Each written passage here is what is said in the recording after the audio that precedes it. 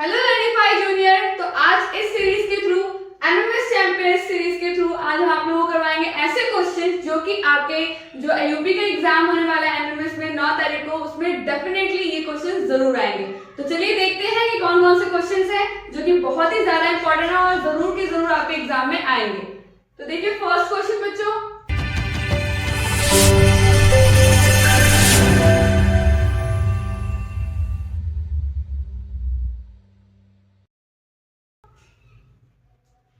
First question है पल्लव वंश के किस शासक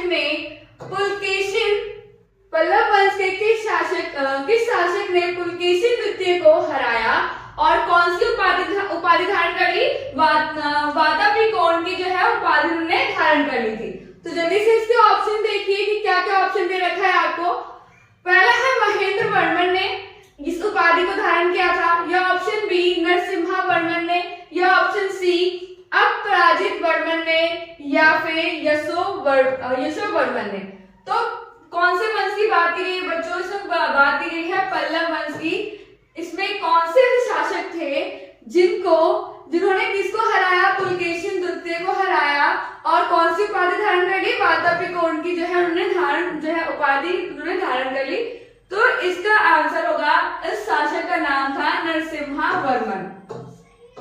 तो आपका बी आंसर क्या हो जाएगा? बिल्कुल करेक्ट हो जाएगा।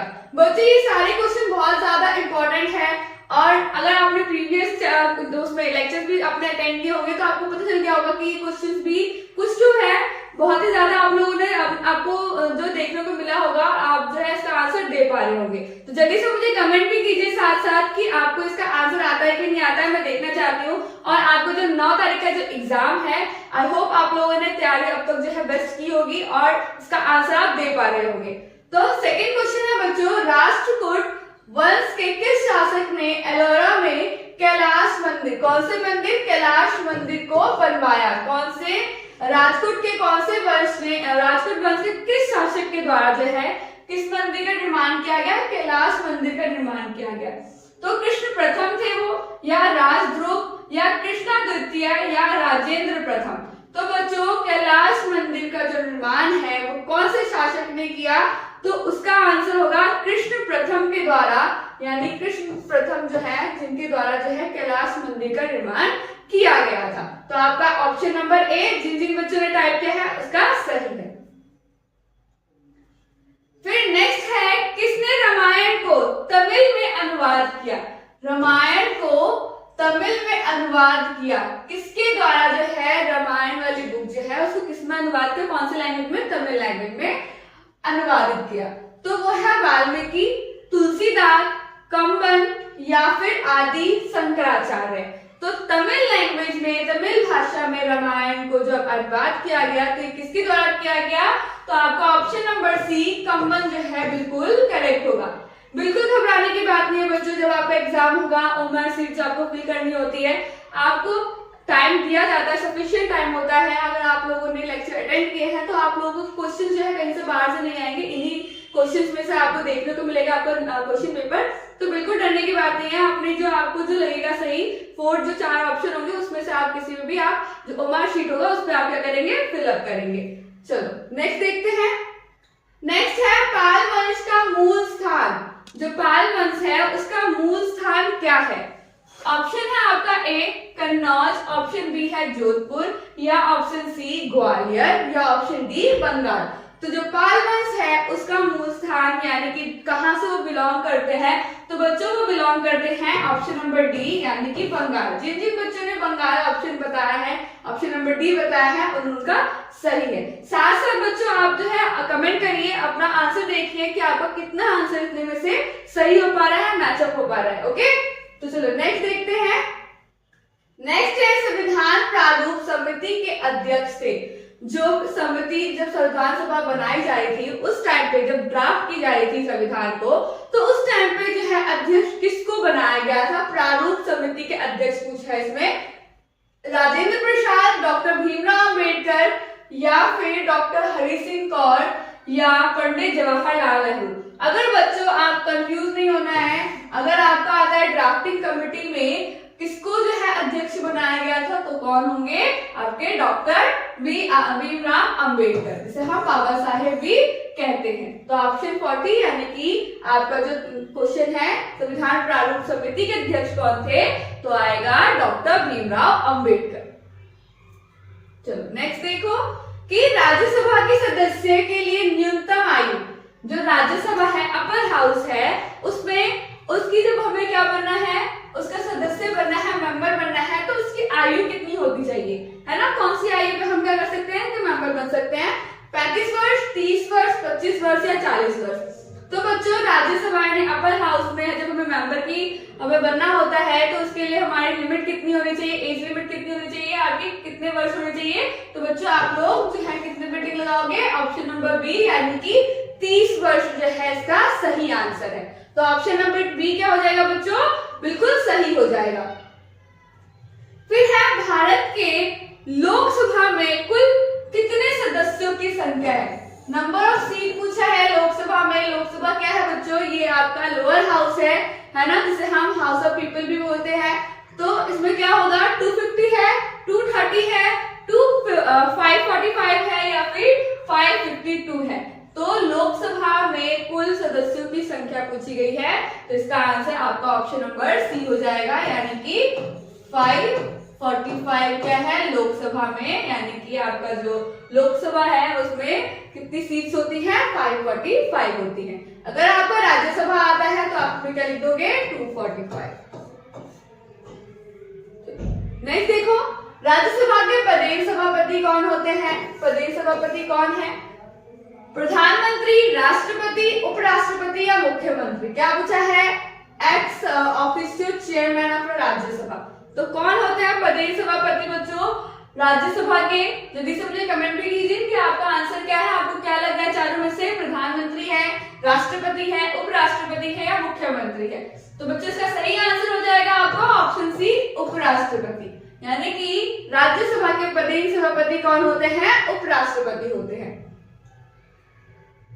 फिर है राज्यसभा के सदस्यों की सदस्यता कितने वर्ष तक की होती है, यानी कि कितने वर्ष तक जो है ये लोग क्या कर सकते हैं, राज्यसभा में हो सकते हैं। तो कितने समय बाद फिर से उन्हें चुनाव करने का मौका मिलता है। तो हर जो है हर साल कितना है, यानी कितने वर्ष तक होती है इनकी, 5 वर्ष, 6 वर्ष या 8 वर्ष या 3 वर्ष। तो बच्चों इनका होगा आंसर आपका 6 ईयर, है ना, यानी कि 6 वर्ष तक राज्यसभा के सदस्यों की सदस्यता जो है 6 वर्ष तक देखी जाती है। फिर है सती प्रथा। जो सती प्रथा था, सती प्रथा अगर इंडियन रिफॉर्मर्स में आता है कि सती प्रथा को किसके द्वारा रोका गया, तो आप क्या लगाओगे, राजा राममोहन रॉय लगाओगे। लेकिन आपसे पूछा गया जाएगा वर्सराय के बारे में, तो आपको भी बताना होगा कौन से वर्सराय ने इस सती प्रथा को रोका था। लॉर्ड डलहौजी के द्वारा, लॉर्ड विलियम बेंटिंक या लॉर्ड क्लाइव या लॉर्ड कैनिंग के द्वारा। तो जो सती प्रथा है बच्चों वो लॉर्ड विलियम बेंटिंक के द्वारा क्या किया गया था, रोक लगाया गया था। तो ऑप्शन नंबर बी हो जाएगा आपका बिल्कुल करेक्ट। फिर नेक्स्ट देखो, गुलाम वंश के संस्थापक, जो गुलाम वंश थे उनके संस्थापक कौन थे, है ना, उनके फाउंडर कौन थे। तो आप देखो उसका ऑप्शन है आपका कुतुबुद्दीन, बलबन, इल्तुतमिश या रजिया सुल्तान। जो गुलाम वंश है, जो गुलाम वंश था, यानी कि उसका फाउंडर यानी कि उसके संस्थापक कौन थे उस वंश के। तो आपके ऑप्शन देख लो, कुतुबुद्दीन, बलबन, इल्तुतमिश या रजिया सुल्तान। तो बच्चों जो गुलाम वंश है उसके संस्थापक कौन होंगे, वो थे कुतुबुद्दीन, यानी कि ऑप्शन ए क्या हो जाएगा, बिल्कुल सही हो जाएगा। मोहम्मद तुगलक ने कौन सी नई मुद्रा चलाई। किसने, मोहम्मद तुगलक ने कौन सी नई मुद्रा चलाई, कौन सी, चांदी की, सोना की या फिर टीन की या तांबा की। तो बच्चों जो आपके मोहम्मद तुगलक थे उनके द्वारा किसकी मुद्रा चलाई गई थी, किसके करेंसी चलाई गई थी, वो है आपकी तांबा यानी कि कॉपर। ठीक है। फिर है बलबन ने वजीर, यानी कि बलबन के द्वारा वजीर में यानी वजीर का आप क्या बता सकते हैं, प्रधानमंत्री के रूप में कितने वर्ष तक कार्य किया, है ना, कितने वर्ष तक कार्य किया, 10 वर्ष, 20 वर्ष, 30 वर्ष और 40 वर्ष। किसके राज में? तो जहांगीर के राज में। ठीक है, किसके राज में? तो जहांगीर के राज में। किसकी तरह? एक प्रधानमंत्री यानी जो वजीर होता है, जो एडमिनिस्ट्रेटिव संभालता है, उनकी तरह कितने वर्ष तक काम किया? तो आप क्या लिखोगे? आपका इसका आंसर हो जाएगा ऑप्शन बी, यानी कि 20 ईयर्स। फिर है संविधान निर्माण सभा के अध्यक्ष थे। संविधान निर्माण सभा के अध्यक्ष थे। ठीक है, संविधान निर्माण सभा का अध्यक्ष पूछा है, आपसे ड्राफ्टिंग का नहीं पूछा है, तो आपका आंसर क्या हो जाएगा इसमें? ऑप्शन देख लो, डॉक्टर हरि सिंह कौर, डॉक्टर भीमराव अंबेडकर या डॉक्टर राजेंद्र प्रसाद या पंडित जवाहरलाल नेहरू। तो संविधान निर्माण सभा के जो अध्यक्ष थे बच्चों, वो होंगे आपके doctor Rajendra Prasad. Option number C बिल्कुल सही हो जाएगा। फिर है कि खानवा की लड़ाई, जो खानवा की जो लड़ाई थी, बैटल ऑफ खानवा, वो कब हुई थी? 1526 में, 1556 में, 1527 में, 1529 में। तो जो खानवा की लड़ाई थी, जो खानवा की युद्ध थी बच्चों, वो कब हुई थी? 1527 में। ठीक है, 1527 ईस्वी में जो है खानवा का युद्ध हुआ था। कुछ बच्चों ऐसे डेट्स हैं जो आपको ऐसी चीज याद करने पड़ेंगे, जिससे कि आपका जो मेमोरी है उसको आपको स्टॉप भी करना होगा, ताकि पता चले कि आपको इन युद्ध के बारे में, क्योंकि आपका ये युद्ध जो है आपके बुक में मेंशन है, तो बुक से ही आता है, एनसीईआरटी से ही आता है, तो ज्यादा उसमें करने की जरूरत नहीं है। तो आप कुछ जो है आप क्या कर लो, ईयर याद कर लो। फिर है इलाहाबाद की जो संधि है किसके साथ हुई थी? मीर कासिम, नवाब नजमुद्दौला, सुजाउद्दौला या बहादुर शाह जफर। कौन सी संधि पूछी है इसमें? इलाहाबाद की संधि पूछी है। तो इलाहाबाद की संधि बच्चों किसके साथ हुई थी? तो इसका आंसर हो जाएगा सुजाउद्दौला। तो ऑप्शन नंबर सी आपका बिल्कुल करेक्ट होगा। फिर है डचों द्वारा भारत में बनाई गई प्रमुख फैक्ट्री कहाँ थी? जो डच है भारत में, जब डच आए थे तो उनके द्वारा कहाँ पर जो है क्या बनाई गई थी? फैक्ट्री बनाई गई थी। डचों द्वारा भारत में बनाई गई फैक्ट्री कहाँ थी? प्रमुख फैक्ट्री जो है कहाँ, जो क्या बोल सकते हैं आप, जो फैक्ट्री थी वो कहाँ पर स्टैब्लिश की गई थी इंडिया में? तो आप देखो ऑप्शन, गोवा में, डच में, पुलिकट या फिर डी। तो बच्चों इसका आंसर हो जाएगा आपका पुलिकट, यानी ऑप्शन सी बिल्कुल सही हो जाएगा। फिर 1650 ईस्वी में सर टॉमस रो को राजदूत बनाकर, ओके, यानी कि किसके रूप में? राजदूत के रूप में बनाकर कहाँ भेजा गया? इंग्लैंड भेजा गया, अमेरिका भेजा गया, भारत भेजा गया, फ्रांस भेजा गया। किसको? सर टॉमस, या थॉमस भी बोल सकते हैं, टॉमस भी बोलते हैं, दोनों का मतलब एक ही है, रो। जो सर टॉमस रो थे उनको राजदूत बनाकर 1615 ईस्वी में कहाँ भेजा गया? कौन सी कंट्री में भेजा गया? इंग्लैंड, अमेरिका, भारत या फ्रांस। तो बच्चों इसका आंसर होगा, यानी राजदूत बनाकर कहाँ भेजा गया? इनको भेजा गया था भारत। तो ऑप्शन नंबर सी बिल्कुल सही होगा आपका। फिर है ब्रिटिश में रेगुलेटिंग एक्ट कब पारित किया गया? कौन सा एक्ट पारित किया गया बच्चों? रेगुलेटिंग एक्ट ब्रिटिश पार्लियामेंट के द्वारा। कौन सा ईयर है? 1750 या 1773 में या 1857 में या फिर 1940 में।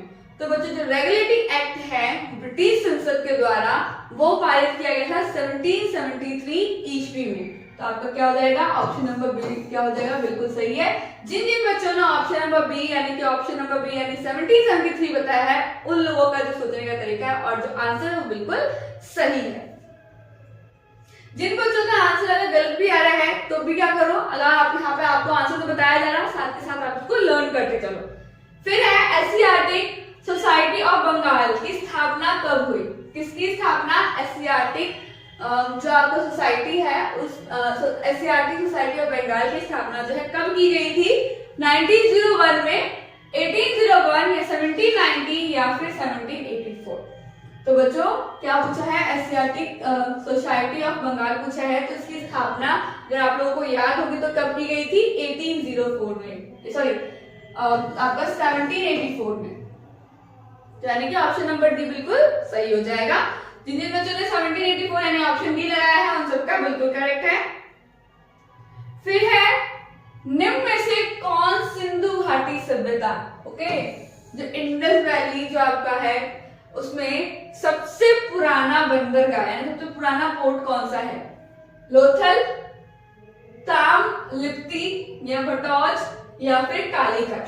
तो सबसे पुराना जो है इसमें कहां पे सिंधु घाटी सभ्यता में, वो है लोथल। तो यानी कि ऑप्शन नंबर 1 यानी कि लोथल जो है बिल्कुल करेक्ट हो जाएगा।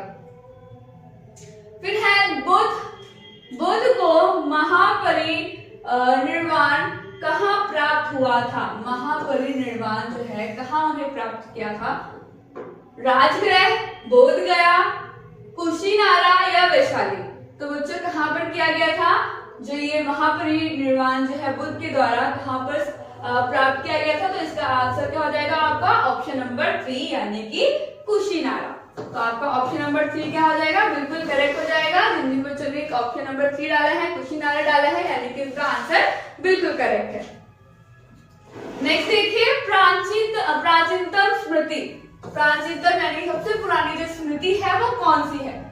नारद स्मृति, मनुस्मृति या बृहस्पति स्मृति या फिर आपका पाराशर स्मृति। इन चारों में से बताना है कि सबसे पुरानी सबसे प्राचीनतम स्मृति कौन सी है। सबसे पहले कौन सी स्मृति को बनाई गई थी?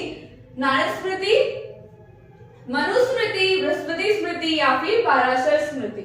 अगर आप लोगों ने ये चैप्टर पढ़ा है आपका हिस्ट्री में तो इसमें पता चलेगा कि जो सबसे पुरानी स्मृति है वो कौन सी है, जहाँ पे वेद पुराण जो आपके उपनिषद है वो सब लिखे गए हैं। तो वो क्या है? आपकी मनुस्मृति। तो ऑप्शन नंबर 2 क्या हो जाएगा? बिल्कुल सही हो जाएगा। फिर है प्रसिद्ध पुरास्थल यानी कि भीमबेटका की बात की गई है। भीमबेटका कहाँ पर स्थित है? ऑप्शन है आपका उत्तर प्रदेश में, बिहार में, उड़ीसा यानी ओडिशा या मध्य प्रदेश में। तो जो भीमबेटका है बच्चों वो आपकी कहाँ स्थित है? वो स्थित है मध्य प्रदेश यानी कि एमपी में। ऑप्शन नंबर 4 बिल्कुल सही हो जाएगा।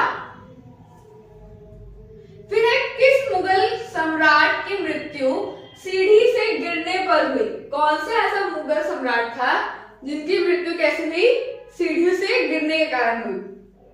आपका ऑप्शन है हुमायूं, अकबर, जहांगीर या शाहजहां।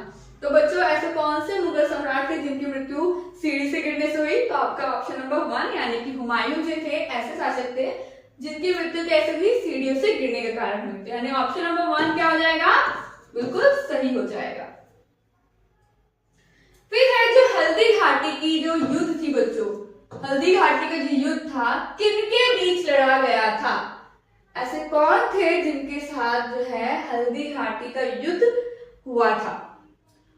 शेरशाह हुमायूं के बीच हुआ था, महाराणा प्रताप अकबर के साथ हुआ था या फिर मोहम्मद गौरी की पृथ्वीराज चौहान के साथ हुआ था या बाबर का इब्राहिम लोदी के साथ हुआ था? क्या पूछा गया है आपसे? कौन से युद्ध के बारे में बातें की गई हैं? हल्दी घाटी का युद्ध के बारे में पूछा गया है कि कौन से दो शासकों के बीच हुआ था। तो बच्चों इसका ऑप्शन नंबर बी यानी कि महाराणा प्रताप और अकबर के बीच जो युद्ध हुआ था यानी कि वो कौन सा युद्ध कहलाया था? आपका हल्दी घाटी का युद्ध कहलाया था।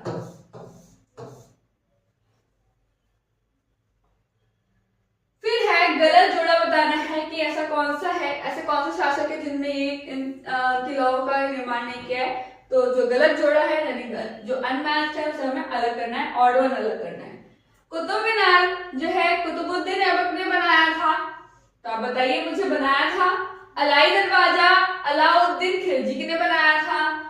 फिर फतेहपुर सिकरी जो है अकबर के द्वारा बनाया गया था। इसका ऑप्शन मिस है, इसका ऑप्शन मैंने लिख दिया। फतेहपुर सिकरी अकबर ने बनाया था और ताजमहल क्या औरंगजेब ने बनाया था। तो जो जो आपका करेक्ट है उसको तो आप करेक्ट कर दो, है ना, छोटा सा टिक लगा दो, और जो करेक्ट नहीं है तो उसको क्या कर दोगे? गलत कर दो, यानी इसका आंसर आपको ऑब्वियसली मिल जाएगा। तो कुतुब मीनार अगर आपको याद होगा तो किसने बनाया है? कुतुबुद्दीन ऐबक ने बनाया है, जो कि क्या है उन्होंने अपने नाम पे बनाया है ना, तो उनका नाम भी थोड़ा सा मैच हो रहा है, तो यानी कि हाँ इसके द्वारा बनाया गया है। जो अलाई दरवाजा है वो भी किसके द्वारा बनाया गया है? अलाउद्दीन खिलजी के द्वारा बनाया गया है।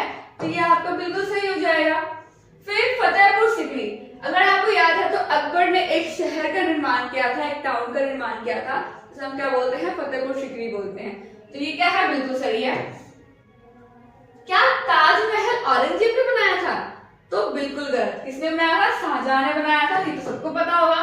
तो अकबर जो है यहाँ पर जो है औरंगजेब बिल्कुल गलत हो जाएगा, यानी कि आपको ऑप्शन नंबर 4 क्या हो जाएगा, इसका आंसर हो जाएगा। तो आपको पता है ना कि ताजमहल किसके द्वारा बनाया गया है? शाहजहां के द्वारा बनाया गया है। फिर है सर थॉमस रॉ भारत के किस मुगल सम्राट के दरबार में भारत आए थे, है ना? कब किस सम्राट के साथ आए? कौन से सम्राट के काल में जो है थॉमस रॉ हमारे इंडिया में आए थे?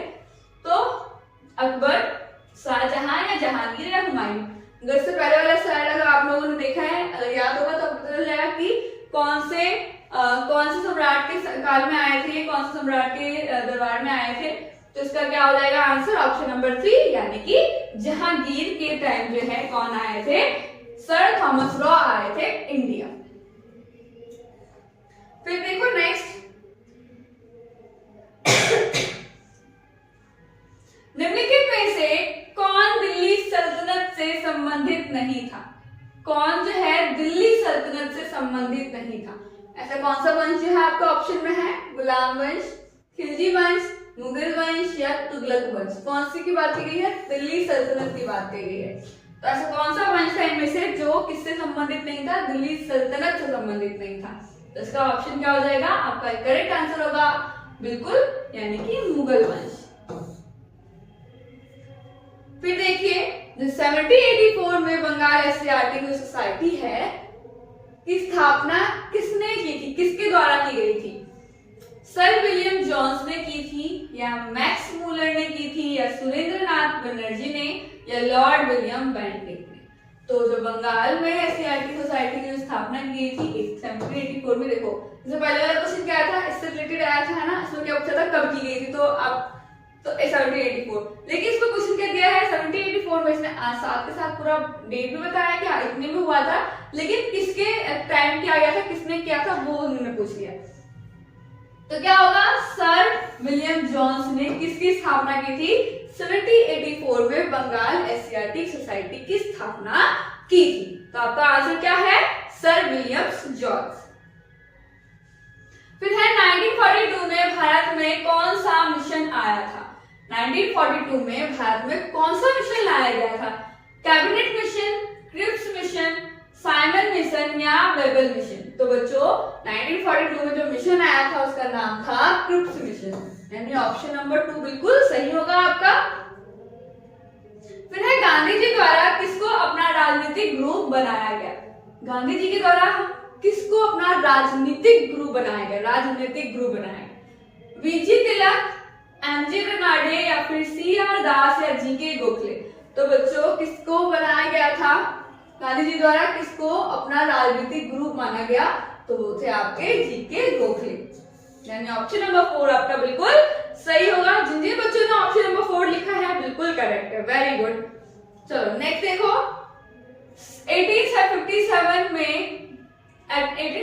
में जब प्रथम स्वतंत्रता संग्राम हुआ था उस टाइम पे भारत के गवर्नर जनरल कौन थे? लॉर्ड कैनिंग थे, लॉर्ड कार्नवालिस थे, वॉरेन हेस्टिंग्स थे या फिर लॉर्ड डलहौजी थे? कौन थे बच्चों उस टाइम पे? किस टाइम पे? 1857 की बात की गई है, जब आपका क्या हुआ था स्वतंत्रता संग्राम का टाइम था, तो उस टाइम पे भारत के गवर्नर जनरल कौन थे? तो उसमें क्या होगा? Warren Hastings. तो आपका ऑप्शन नंबर 3 बिल्कुल करेक्ट हो जाएगा। फिर है उत्तर प्रदेश के उच्च न्यायालय के जो मुख्य न्यायाधीश है उनको शपथ कौन दिलाता है? किनके द्वारा जो है शपथ दिलाया जाता है? प्रधानमंत्री के द्वारा, भारत के राष्ट्रपति के द्वारा, या सर्वोच्च न्यायालय के मुख्य न्यायाधीश, या उत्तर प्रदेश के राज्यपाल? किसकी बात की गई है? जब उच्च न्यायालय में मुख्य न्यायाधीश आते हैं तो उनको शपथ कौन दिलाता है? तो ऑब्वियसली बात है उत्तर प्रदेश का, तो उत्तर प्रदेश का राज्यपाल ही दिलाएगा। तो ऑप्शन नंबर 4 बिल्कुल सही हो जाएगा। फिर है त्रिस्तरीय जो पंचायती राज प्रणाली है उसकी अनुशंसा, यानी कि उसकी सिफारिश किसके द्वारा की गई? अशोक मेहता समिति ने, LM सिंघवी समिति ने, या RS सरकारिया समिति ने, या बलवंत राय मेहता समिति ने? त्रिस्तरीय जो पंचायती प्रणाली है जिसको हम और क्या बोलते हैं? इसे हम लोकतांत्रिक विकेंद्रीकरण भी बोलते हैं, यानी कि 3 स्तर पर जो पंचायती राज व्यवस्था है जिसमें पावर्स को डिस्ट्रीब्यूट किया गया है, इसकी जो सिफारिश है यानी कि ये जो विचार है किसके द्वारा प्रस्तावित किया गया। तो बच्चों इसका आंसर क्या हो जाएगा, ऑप्शन नंबर 4 यानी कि बलवंत राय मेहता समिति ने इस वर्ड को यानी कि इस चीज को क्या किया था, सिफारिश की थी संसद के सामने। तो आपका ऑप्शन नंबर 4 क्या हो जाएगा, बिल्कुल सही हो जाएगा।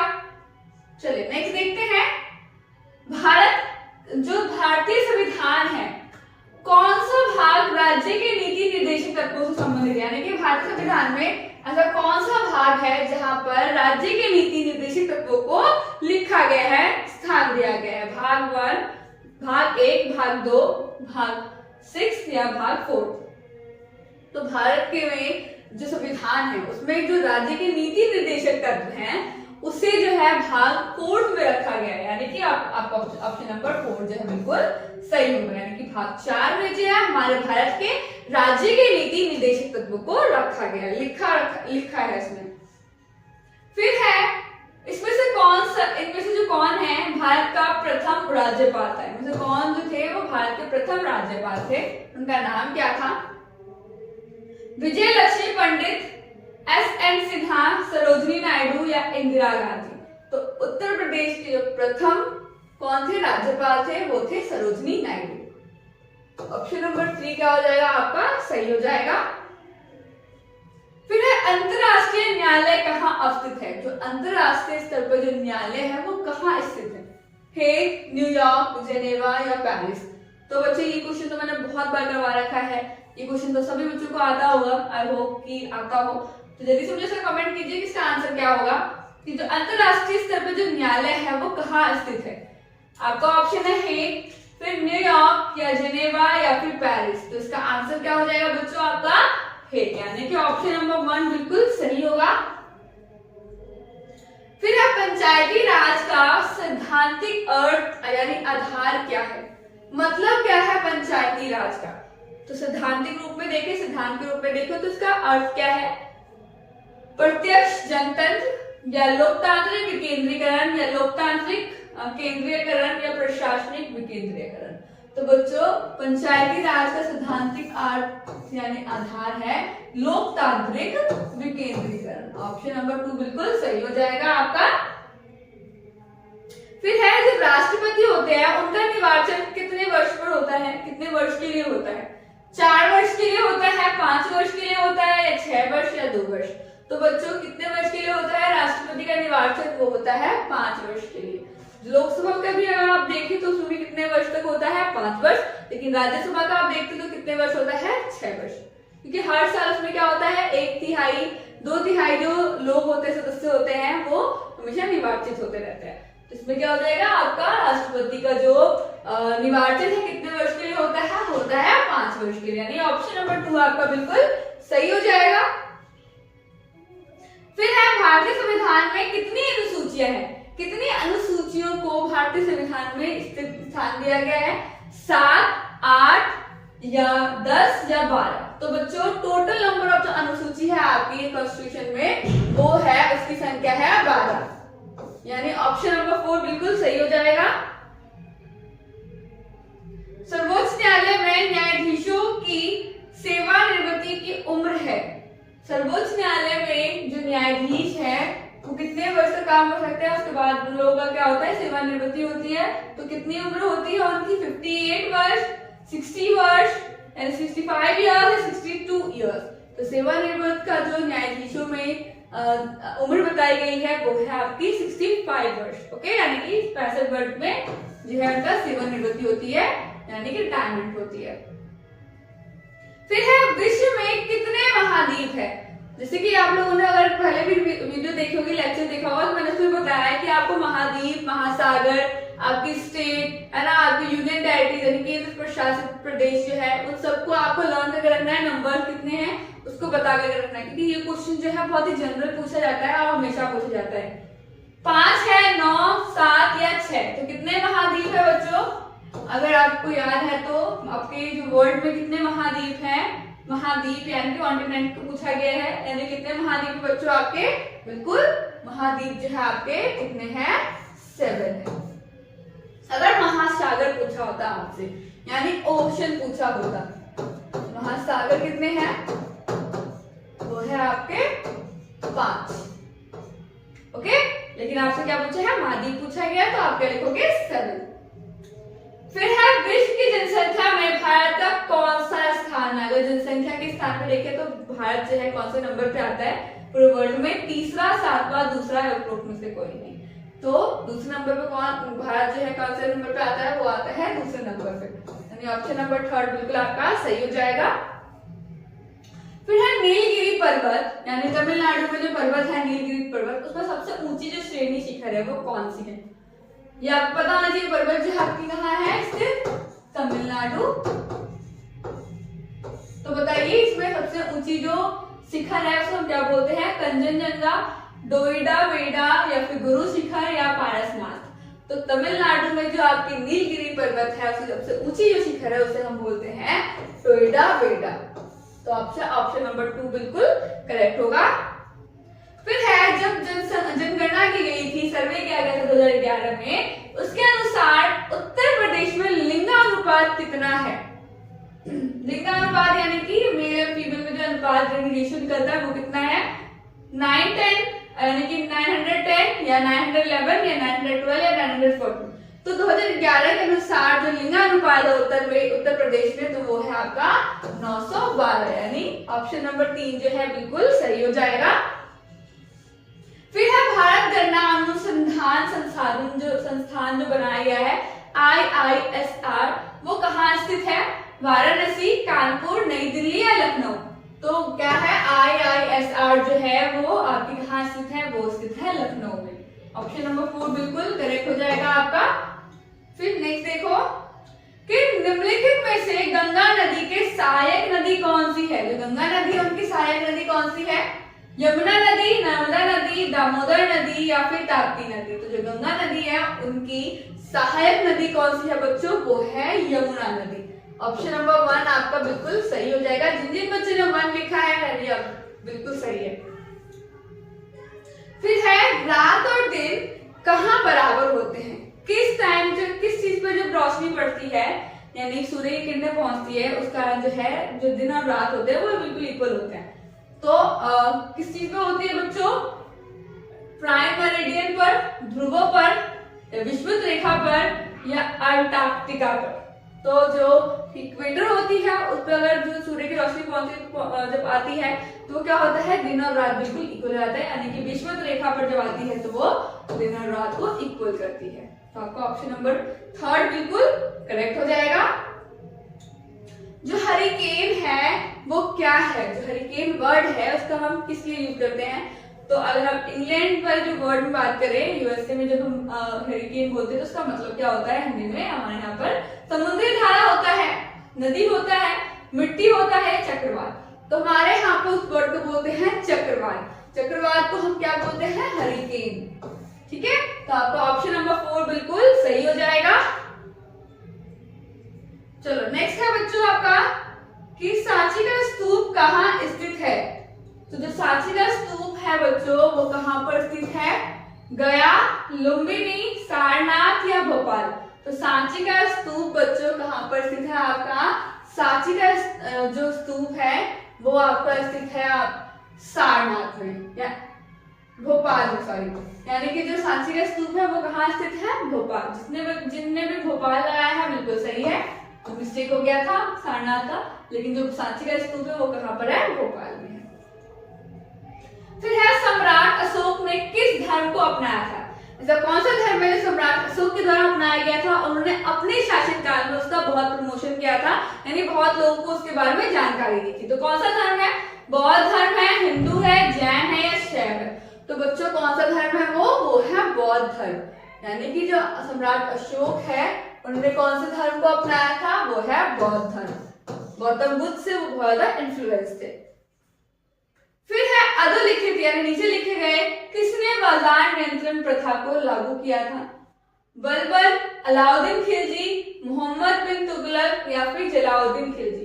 तो जो बाजार पर पूरा नियंत्रण रखना है ना, तो वो जो प्रथा है किसके द्वारा एस्टैब्लिश की गई थी? वो है अलाउद्दीन खिलजी, यानी कि ऑप्शन नंबर 2 आपका बिल्कुल सही है। जिन जिन बच्चों ने ऑप्शन नंबर 2 लिखा है बहुत ही सही है। चलो नेक्स्ट देखते हैं। विजयनगर साम्राज्य की स्थापना अधोलिखित में से किसने किया? विजय राय, हरिहर बुक्का, पुष्यमित्र सुंग या फिर राणा सांगा। तो बच्चों ये क्वेश्चन तो बहुत ही इंपॉर्टेंट है कि जो विजयनगर साम्राज्य है उसकी स्थापना किसने की थी? तो दो भाइयों ने मिलकर की थी जिनका नाम है हरिहर और बुक्का। तो यानी कि ऑप्शन नंबर 2 क्या है आपका? बिल्कुल सही हो जाएगा। फिर है अकबर ने अधोलिखित किस नगर को बसाया? यानी कि जो अकबर थे उन्होंने कौन से नगर को बसाया? दौलताबाद, फतेहपुर सीकरी, आगरा या दिल्ली? इससे पहले वाले जो स्लाइड देखी थी आपने ध्यान से, तो मैंने बताया था कि जो अकबर थे उनके द्वारा कौन से शहर को बसाया गया था? तो आपका बिल्कुल सही हो जाएगा क्या?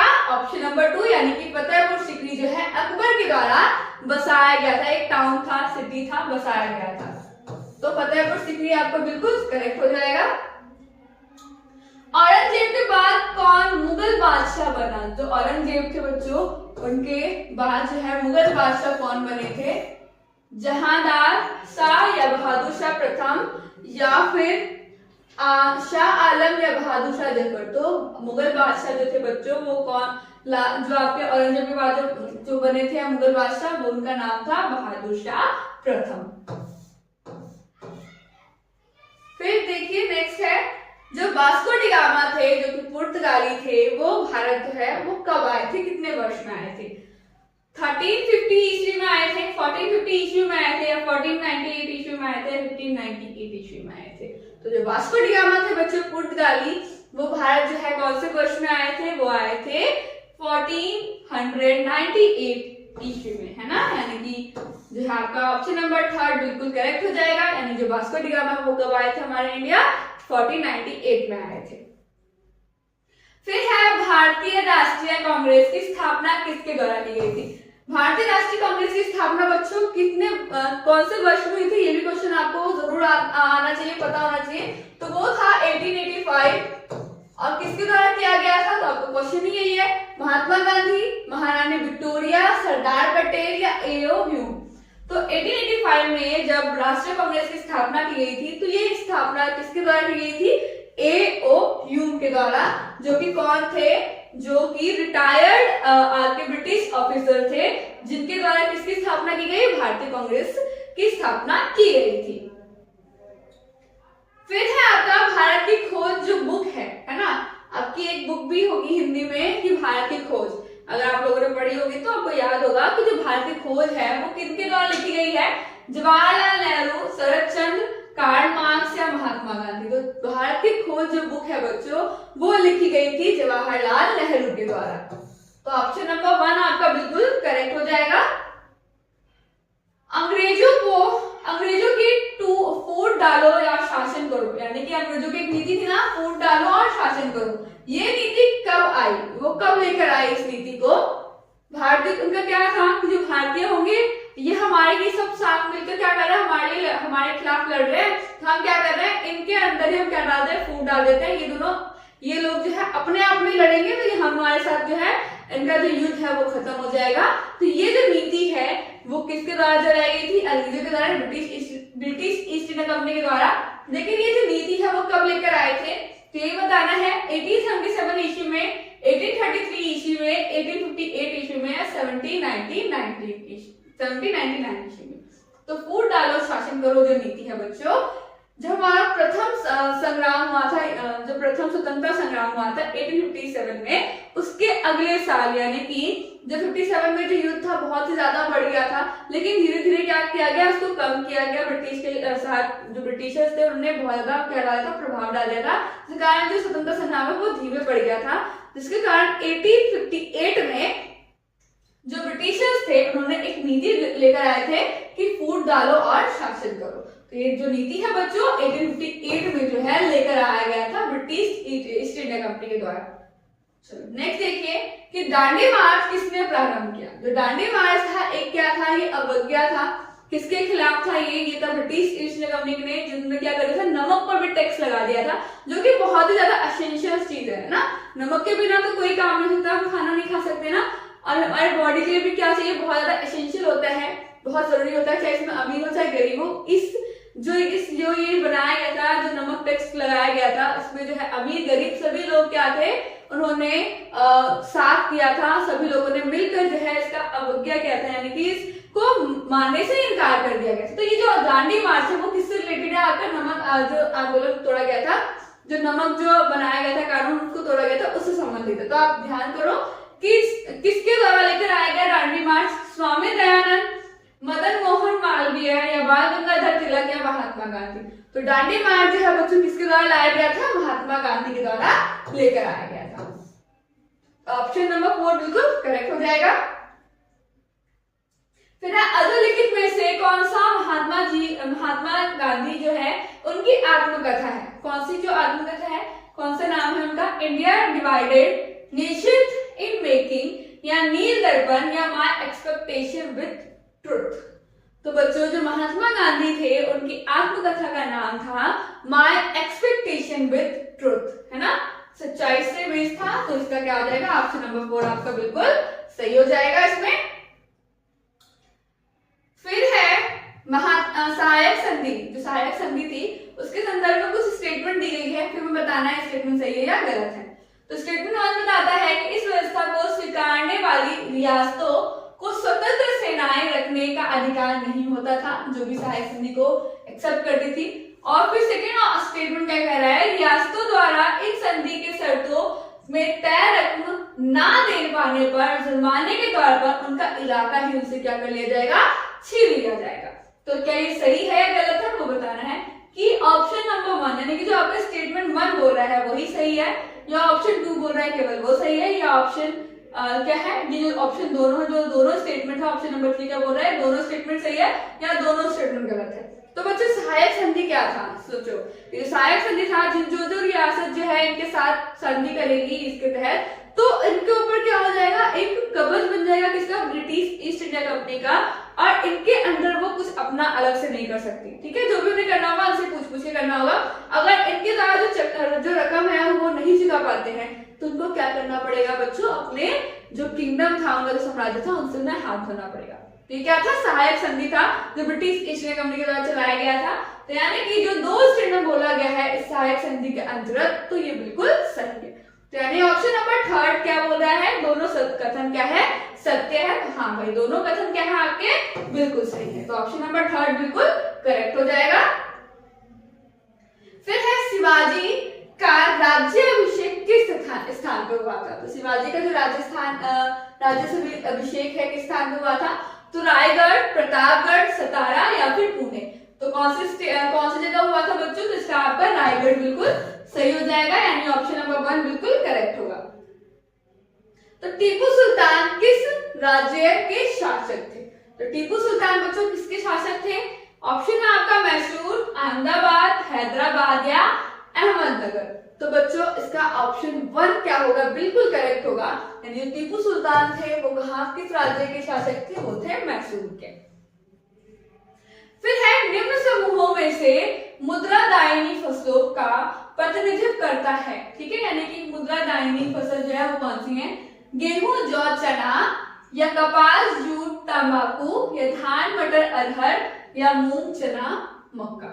तो जो आपका मुद्रादायिनी प्रतिनिधित्व का फसल जो बनाते हैं, यानी कि जो फसलें हैं वो कौन सी है, प्रतिनिधित्व के रूप में काम करती है, तो कपास, जूट, तंबाकू। तो आपका ऑप्शन नंबर 2 यानी कि क्या है, आपकी कमर्शियल क्रॉप है, तो क्या हो जाएगा आपका कपास, जूट और तंबाकू, इसका बिल्कुल सही आंसर होगा। फिर है जो एल्यूमिनियम है उसका सोर्स क्या है, ऑप्शन है बॉक्साइट, फिर 2 है आपका ऑप्शन जिंक, ऑप्शन नंबर 3 जो है सीसा है, ऑप्शन नंबर 4 टीन। तो एल्यूमिनियम बच्चों कौन सा किस चीज का स्रोत है, ये है आपका बॉक्साइट। तो एल्यूमिनियम का स्रोत है आपका बॉक्साइट। तो ऑप्शन नंबर 1 बिल्कुल सही हो जाएगा। जिन बच्चों ने टिक लगाया है ऑप्शन नंबर 1 पे बिल्कुल करेक्ट है। फिर है निम्नलिखित में से विश्व की सबसे लंबी नदी कौन सी है, अजमेर नदी, यांटिक्सी नदी या फिर गंगा नदी या नील नदी। तो सबसे लंबी नदी अगर विश्व की बात करें तो वो है आपकी नील नदी। ऑप्शन नंबर 4 क्या हो जाएगा, बिल्कुल सही हो जाएगा। फिर वो राज्य जहां सिपकीला दर्रा स्थित है, कौन सी दर्रा, यानी सिपकीला दर्रा स्थित है, अरुणाचल प्रदेश में है, सिक्किम में है, हिमाचल प्रदेश में है या मेघालय में है। तो ये जो बच्चा है कि जो दर्रा है ये आपको कौन सी स्टेट से जोड़ती है? ये आपको तिब्बत के किसी सिटी से जोड़ती है, जो कि कहाँ पर है? वो है हिमाचल प्रदेश में। हिमाचल प्रदेश के किसी एक स्टेट से कहाँ तक जोड़ती है? ये कौन सी दर्रा है जो इसको हिमाचल प्रदेश से को किससे जोड़ती है? तिब्बत के किसी स्टेट से जोड़ती है, तिब्बत के किसी सिटी से जोड़ती है। तो ये दर्रा जो है सिक्की ला दर्रा के नाम से जानी जाती है। तो ऑप्शन नंबर 3 इसमें बिल्कुल करेक्ट हो जाएगा। फिर है जो नर्मदा नदी है उसका उद्गम यानी कि उसकी स्टार्टिंग कहाँ से होती है? भेड़ाघाट, ब्रह्मगिरी, महालेश्वर या अमरकंटक। जो नर्मदा नदी है बच्चों, नर्मदा नदी की जो स्टार्टिंग पॉइंट है वो है आपकी 4th option Amarkantak. Option number 4 आपका बिल्कुल सही हो जाएगा।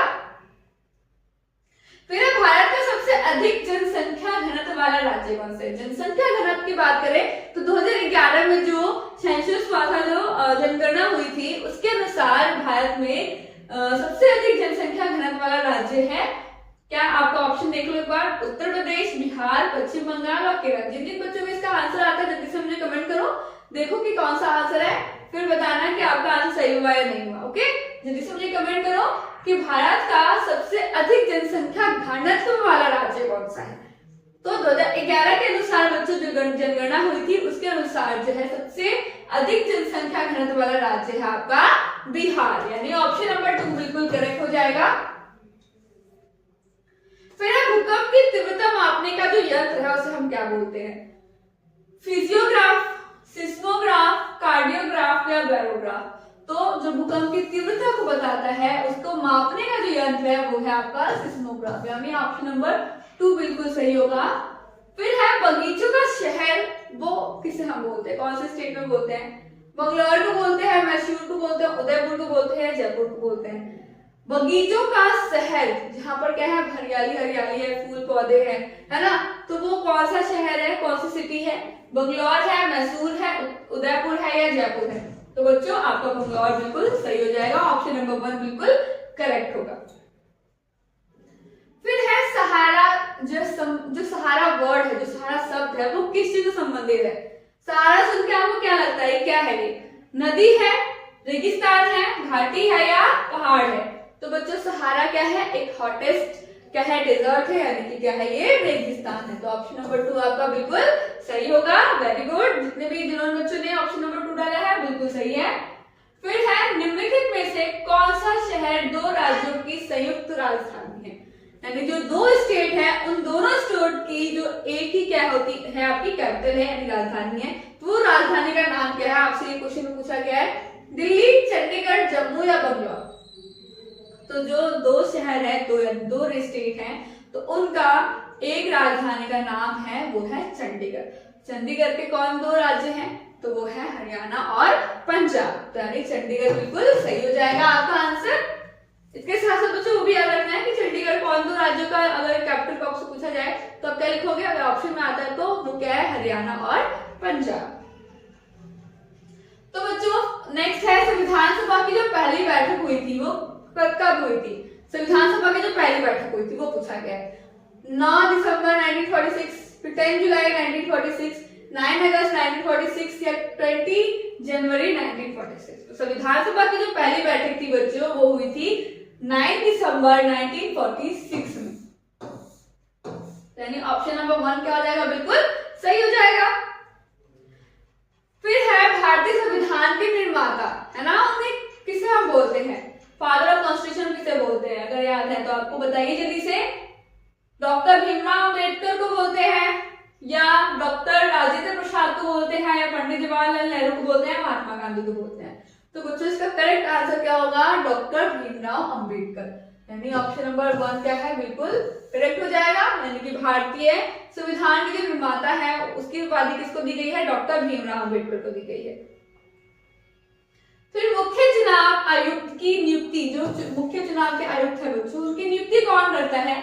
भारत निर्वाचन आयोग करते हैं, भारत के राष्ट्रपति करते हैं, भारत के प्रधानमंत्री करते हैं, सुप्रीम कोर्ट के न्यायाधीश करते हैं।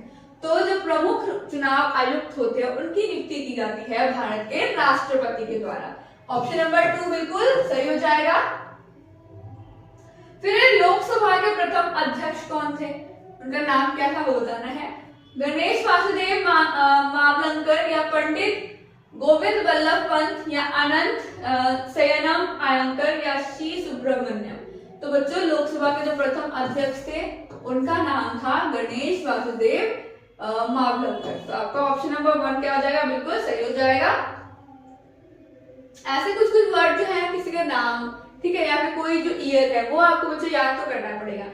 फिर है शिक्षा का अधिकार। शिक्षा का अधिकार जो है कब, जो अधिनियम है वो कब लागू किया गया, 2005 में, 2010 में, 2008 में या 2012 में। तो शिक्षा का जो अधिकार है ना, जो शिक्षा का जो अधिकार है ये अधिनियम कब बना, ये बना था 2010 में। तो आपका ऑप्शन नंबर 2 बिल्कुल करेक्ट हो जाएगा।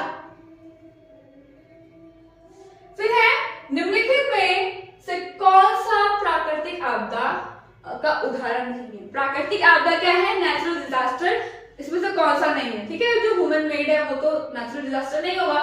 देखो कौन सा नहीं है, बाढ़, रेल दुर्घटना, भूकंप या सूखा। तो जो प्राकृतिक आपदा है उससे संबंधित नहीं है, तो वो क्या है, रेल दुर्घटना है, ठीक है। ये क्या होता है, ह्यूमन मेड हो सकता है ना, ह्यूमन बीइंग से हो सकता है, ये तो नेचुरली नहीं होगा ना। तो ये क्या होगा, इसका ऑप्शन नंबर 2 बिल्कुल करेक्ट हो जाएगा। फिर है महोगनी, रोजवुड, रबर। जो ये जो फसल है आपकी, जो आपकी क्या है कमर्शियल क्रॉप है, वो जो वृक्ष है वो कहाँ पाए जाते हैं, उष्णकटिबंधीय पतझड़ वन में, उष्णकटिबंधीय वर्षा वन में, जिसे हम उष्णकटिबंधीय सदाबहार, जिसे हम क्या बोलते हैं, सदाबहार वन भी बोलते हैं। फिर है पर्वतीय वन में, फिर है ज्वारीय दलदली वन में। तो रोजवुड, जो महोगनी है, रोजवुड है, और जो रबर है बच्चों वो कहाँ पाई जाती है, वो है आपकी उष्णकटिबंधीय वर्षा वन, जिसे हम और किस नाम से जानते हैं, सदाबहार वन के नाम से भी हम जानते हैं। ऑप्शन नंबर 2 बिल्कुल सही हो जाएगा आपका। फिर है निम्नलिखित में से कौन सा राष्ट्रीय उद्यान लखीमपुर खीरी जनपद में स्थित है। कहां पर स्थित है, लखीमपुर खीरी जनपद में स्थित है, उत्तर प्रदेश की बात की ये है ना। एक वो क्या है इसका जगह है, शहर है कांजीरंगा, बांदीपुर, दुधवा या फिर शिमलीपाल। तो बच्चों कौन सा है, कहां पर स्थित है, तो वो है आपका ऑप्शन नंबर 3 यानी दुधवा। फिर है ग्रेनाइट, जो है वो कौन से शैल का उदाहरण है, कौन सा शैल है ये, आग्नेय शैल है, अवसादी शैल है, रूपांतरित शैल है, या इनमें से कोई नहीं है। तो जो ग्रेनाइट है बच्चों वो उदाहरण है आपका आग्नेय शैल का, यानी ऑप्शन नंबर 1 बिल्कुल करेक्ट हो जाएगा आपका। फिर है विषुववृत्त, जो ज्वालामुखी है वल्कनो है, वो कहाँ स्थित है, भारत में, संयुक्त राष्ट्र अमेरिका में, जापान में, इटली में। तो जो विषुववृत्त, जो ज्वालामुखी है बच्चों वो आपकी स्थित है इटली में। तो ऑप्शन नंबर 4 बिल्कुल सही होगा। जिन बच्चों ने ऑप्शन नंबर 4 लिखा है वो बिल्कुल करेक्ट है। फिर है विसर्प का निर्माण, यानी कि कौन सा शेप में होता है, ये जो बच्चों शेप होता है वो एस शेप में इसका निर्माण होता है, इसको विसर्प कहते हैं। वो किसके द्वारा निर्माण किया जाता है, किसके द्वारा निर्मित होता है, पवन द्वारा, जल प्रवाहों द्वारा, नदियों द्वारा, समुद्री लहरों द्वारा। तो जो विसर्प है बच्चों यानी एस शेप में जो बनता है वो किसके द्वारा बनता है, वो होता है नदियों के द्वारा। ऑप्शन नंबर 3 बिल्कुल करेक्ट हो जाएगा आपका। फिर है निम्नलिखित में से कौन सा देश विश्व सर्वाधिक कहवा उत्पादक है। कहवा मतलब होता है कॉफी। तो कॉफी जो है सबसे ज्यादा कौन प्रोड्यूस करता है, कौन सा देश, चीन, भूटान, नॉर्वे या ब्राजील। तो सबसे ज्यादा जो है कॉफी कौन प्रोड्यूस करता है बच्चों, वो है आपका ब्राजील, ठीक है, यानी कि ऑप्शन नंबर 4 आपका बिल्कुल करेक्ट हो जाएगा। सीसी क्या है, यानी क्या है, एक प्रकार की क्या है सीसी, छिपकली है, भेड़ है, जहरीली मिट्टी है या फिर गिलहरी है। तो बच्चों सीसी जो है वो क्या है, एक जहरीली मक्खी है। तो ऑप्शन नंबर 3 बिल्कुल करेक्ट होगा आपका। फिर है भारत का प्रथम परमाणु ऊर्जा केंद्र स्थापित किया गया। जो भारत की प्रथम परमाणु केंद्र है वो कहाँ स्थापित किया गया, कलपक्कम, तारापुर, नरोरा या फिर रावत भाटा। तो सबसे पहले यानी सबसे प्रथम स्थान पे भारत में परमाणु ऊर्जा केंद्र जो है स्थापित किया गया था तारापुर में, यानी ऑप्शन नंबर 2 बिल्कुल करेक्ट हो जाएगा आपका, ठीक है, यानी कि ऑप्शन नंबर 2 आप बिल्कुल सही कर लीजिए। सोनार एक उन्नत बीज प्रजाति है, किस चीज की प्रजाति है, कौन से बीज की प्रजाति है ये, गेहूं की, धान की, मक्का की या गन्ना की। तो सोनार जो उन्नत बीज है बच्चों वो किस चीज की है, वो है गेहूं की। ऑप्शन नंबर फर्स्ट यानी कि बिल्कुल करेक्ट। फिर है कोलार प्रसिद्ध है किस चीज के लिए, सोना के लिए, यूरेनियम के लिए या मैग्नीज के लिए या लोग अयस्क के लिए। तो जो कोलार शब्द है वो किस चीज के लिए प्रसिद्ध है, किसके लिए फेमस है, तो ये है सोना के लिए। ऑप्शन नंबर 1 बिल्कुल सही हो जाएगा आपका। फिर है निम्नलिखित में से सुमेलित नहीं है, कौन सा गलत है। नांगल बांध सतलज नदी पर बंधा है, सरदार सरोवर नर्मदा नदी पर बंधा है या नागार्जुन सागर गोदावरी नदी में बंधा है या फिर हीराकुंड बांध जो है आपका महानदी में बंधा है। तो बताना है कौन सा बांध किस पर बंधा है। तो बच्चों जो गलत है उसका हमें वो बताना है। तो देखो नागर बांध तो सतलज नदी बिल्कुल करेक्ट, सरदार सरोवर नर्मदा नदी बिल्कुल करेक्ट, नागार्जुन सागर क्या गोदावरी नदी में बना है, तो बिल्कुल गलत। तो हीराकुंड बांध महानदी पे बिल्कुल सही। तो बच्चों यही पता होना चाहिए जो नागार्जुन सागर है वो किस पे है, वो है आपका कृष्णा नदी।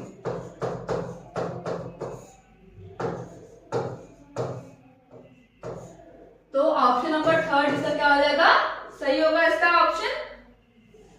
फिर है किस सागर में लवणता सबसे अधिक होती है, सबसे ज्यादा नमक पाया जाता है, नमकीन है ना, सबसे ज्यादा नमक की जो मात्रा सबसे अधिक है, कौन से सागर में, भूमध्य सागर, लाल सागर, कैप्सियन सागर या मृत सागर। तो नाम से ही चल रहा है भाई लवणता जिसमें ज्यादा होगा वो तो सागर भाई डेड सागर होगा, है ना। तो आपका ऑप्शन नंबर 4 यानी मृत सागर बिल्कुल सही हो जाएगा इसका आंसर। मृत सागर इसका आंसर बिल्कुल करेक्ट होगा। फिर निम्नलिखित में से कौन सा झारखंड राजधानी है, कौन सा झारखंड की राजधानी कौन सी है। आपको स्टेट और कैपिटल तो याद होना चाहिए बच्चों, ऐसे भी क्वेश्चन आ सकते हैं। तो अगर आपको पता है झारखंड की राजधानी क्या है जल्दी से मुझे कमेंट कीजिए। पटना है, रांची है, छत्तीसगढ़ है या बोकारो है। तो झारखंड की जो राजधानी है वो क्या है, रांची। आपको ऑप्शन नंबर 2 बिल्कुल करेक्ट हो जाएगा। फिर है खगोलीय इकाई, जो खगोलीय यूनिट है बच्चों वो किससे संबंधित है, चंद्रमा और पृथ्वी के बीच की दूरी, है ना, चंद्रमा और पृथ्वी के बीच की दूरी या फिर सूर्य एवं पृथ्वी के बीच की दूरी, जो सूर्य और जो पृथ्वी है उनके बीच की जो दूरी है वो है खगोलीय इकाई, या सूर्य चंद्रमा के जो बीच की दूरी है उसको डिफाइन करता है, उपरोक्त में से कोई नहीं। तो जो खगोलीय यूनिट है ये क्या है, एक लंबाई है, किसके बीच की दूरी को नापता है, ये है आपका सूर्य से पृथ्वी की जो बीच की दूरी है बच्चों वो क्या है, खगोलीय इकाई से संबंधित है। ऑप्शन नंबर 2 बिल्कुल करेक्ट हो जाएगा। फिर भारत और श्रीलंका को अलग कौन करता है, लक्षद्वीप से होती है, अरब सागर से होती है, पाक जल संधि से होती है या हिंद महासागर से होती है। तो जो भारत है और जो श्रीलंका है बच्चों वो होती है अलग पाक जल संधि से। तो आपका क्या है, ऑप्शन नंबर 3 बिल्कुल सही हो जाएगा। श्वेत क्रांति क्या है, श्वेत क्रांति बच्चों क्या है, इसे हम और क्या बोलते हैं, इसे हम ऑपरेशन फ्लड भी बोलते हैं। तो देखिए गेहूं से है, गेहूं के उत्पादन से संबंधित है, ये अंडा उत्पादन से संबंधित है, मछली उत्पादन से या दुग्ध यानी कि दूध उत्पादन से। तो बच्चों जो आपका श्वेत क्रांति है वो किससे संबंधित है, वो है दूध क्रांति से, यानी कि दूध उत्पादन की क्रांति से। ओके, यानी कि ऑप्शन नंबर 4 बिल्कुल करेक्ट होगा। फिर अंतरराष्ट्रीय पर्यावरण दिवस, अंतरराष्ट्रीय लेवल पे जब एनवायरमेंट डे मनाते हैं वो कब मनाते हैं, कब सेलिब्रेट किया जाता है, 5 जून को, 31 जुलाई को, 16 सितंबर को या 22 अप्रैल को। जो अंतरराष्ट्रीय पर्यावरण दिवस है बच्चों वो सेलिब्रेट किया जाता है 5 जून को। ऑप्शन नंबर 1 बिल्कुल सही होगा। फिर फोन एक स्थायी पवन है, कहाँ की एक स्थानीय पवन है ये फोन, स्विट्जरलैंड की है, चीन की है, जापान की है या भारत की है। तो बच्चों जो फोन है वो स्थानीय पवन है आपकी स्विट्जरलैंड की। स्विट्जरलैंड क्या है, हिली एरियाज में जहां पर जो पर्वतों के नीचे जो एरियाज होती है वहां पर जो चलने वाली स्थानीय पवन है उसे हम फोन कहते हैं। ऑप्शन नंबर 1 बिल्कुल करेक्ट हो जाएगा इसका। फिर है विश्व में जो दूध का उत्पादन होता है भारत का स्थान किस लेवल पे है, ठीक है, प्रथम स्थान आता है, द्वितीय स्थान पे उत्पादन की जाती है, तृतीय स्थान पे, चतुर्थ स्थान पे यानी 4th। तो दुग्ध उत्पादन यानी कि दूध के जो उत्पादन है हमारा भारत का, अगर हम स्थान देखें तो प्रथम स्थान पे आता है ना। फर्स्ट जो है आपका बिल्कुल करेक्ट हो जाएगा। एकमार्ग संबंधित है। जो एकमार्ग होता है बच्चों वो किस से संबंधित है? अंडों के विनियमित मंडी पर, अंडों की सहकारी समिति पर, या गुणवत्ता गारंटी को मोहर होता है ये, या इनमें से कोई नहीं होता है। तो जो बच्चों एकमार्ग जो सिंबल है, जो एकमार्ग जो है वो क्या है? आपको फूड रिलेटेड जितने भी सामान होंगे उस चीज को हम क्या करता है? गारंटी देता है, यानी कि गारंटी की एक मोहर है। ओके, तो यानी कि गारंटी यानी गुणवत्ता की गारंटी की जो मोहर है वो क्या है? आपकी एकमार्ग। ऑप्शन नंबर 3 बिल्कुल सही होगा आपका। फिर है भारत में कुल कितने राज्य हैं? कितने राज्य हैं बच्चों? 29, 28, 27 या 26? तो बच्चों राज्यों की जो संख्या है वो कितनी है? 28 है। और अगर आपसे यूनियन टेरिटरीज पूछी जाए यानी कि आपकी केंद्रीय शासित प्रदेश पूछी जाए तो आप क्या बताओगे? 8।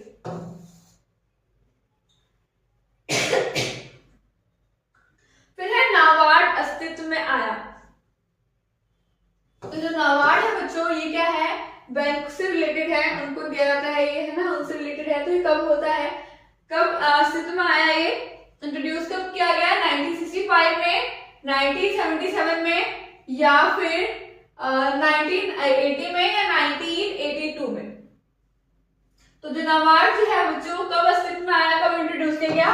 तो ऑप्शन नंबर 4 यानी कि 1982 में किया गया। फिर है 2011 की जनसंख्या के अनुसार ऐसा कौन सा भारत का राज्य है जहां पर जनसंख्या सबसे अधिक है? उत्तर प्रदेश है, मध्य प्रदेश है, बिहार है, या उड़ीसा है? तो सर्वाधिक जनसंख्या वाला जो राज्य है बच्चों 2011 की जनगणना के अनुसार वो है उत्तर प्रदेश, यूपी। ठीक है, यानी कि ऑप्शन नंबर 1 क्या हो जाएगा? बिल्कुल सही होगा आपका। फिर है अंतरराष्ट्रीय तिथि जो रेखा है, इंटरनेशनल टाइमलाइन जो है आपकी, अगर हम बात करें ग्लोब पे जो हम देखते हैं तो वो कौन सी है? ठीक है, ये तो पता होगा आपको कि लॉन्गिट्यूड होती है ना, वो कौन सी है? तो वो कौन से नंबर पे है? 180 डिग्री देशांतर, 280 डिग्री देशांतर, 80 डिग्री देशांतर, या 0 डिग्री देशांतर? तो बच्चों जो अंतरराष्ट्रीय तिथि रेखा है वो कौन सी है? वो कौन से उसमें स्थित है? वो है आपकी, अगर आप ग्लोब में देखते हैं लॉन्गिट्यूड और लैटिट्यूड, तो आपकी जो इंटरनेशनल जो टाइमलाइन है बच्चों वो कौन सी है? उसका नंबर क्या है आपका? 180 डिग्री देशांतर। यानी ऑप्शन नंबर 1 क्या हो जाएगा आपका? बिल्कुल सही हो जाएगा। फिर है आपका जवाहर सुरंग स्थित है। तो जवाहर सुरंग है बच्चों, ये जो सुरंग है वो कौन सी जगह स्थित है? कौन से आपके स्टेट में स्थित है भारत में? तो देखिए ऑप्शन है आपका उत्तराखंड, हिमाचल प्रदेश, असम, या जम्मू एवं कश्मीर। तो जवाहर सुरंग जो है बच्चों वो आपकी स्थित है जम्मू एंड कश्मीर में, यानी ऑप्शन नंबर 4 आपका बिल्कुल करेक्ट हो जाएगा इसमें। नेक्स्ट है कि अरावली पर्वत, ये पहले देख लो कि जो अरावली पर्वत है वो कहां पर है? वो आपकी किस साइड है? राजस्थान की साइड। तो उसमें सबसे ऊंची जो श्रेणी है उस शिखर का क्या नाम है? कंचनजंगा, दोदा बेटा, या फिर गुरु शिखर, या पारसनाथ? तो अरावली पर्वत की बात की गई है तो इसमें क्या होगा आपका? गुरु शिखर, यानी ऑप्शन नंबर 3 आपका सही हो जाएगा। फिर है स्वर्णिम चतुर्भुज योजना। जो स्वर्णिम चतुर्भुज योजना है, चतुर्भुज से क्या पता चल रहा है? 4, है ना, 4 तरफ से जो योजनाएं बनाई गई है उनको जोड़ा गया है, वो किस चीज, कौन से विकास से संबंधित है आपका? राजमार्ग, बंदरगाह, या विद्युत ग्रिड, या पर्यटन नेटवर्क? तो जो स्वर्णिम चतुर्भुज योजना है बच्चों वो कौन सी है? जब 4 सड़कों को जब जोड़ा जाता है, यानी एक राजमार्ग बनाया गया है, जिसे हम क्या बोलते हैं? जिसे हमारा जो नाम दिया गया है स्वर्णिम चतुर्भुज योजना का नाम दिया गया है। तो ये किस चीज से संबंधित है? कौन से विकास से?